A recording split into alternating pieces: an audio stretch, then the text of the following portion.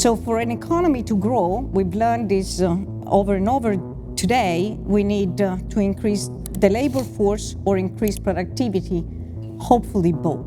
Over 95% of the cumulative growth of the prime age labor force since the mid-90s came from immigration. This means that without immigrants, the prime age labor force in the US would have not experienced any growth in the past quarter century. If we think about innovation, there is very little evidence that immigrants don't contribute, or actually there is a lot of evidence that shows that immigrants are greatly contributors to US innovation. Here are some important data.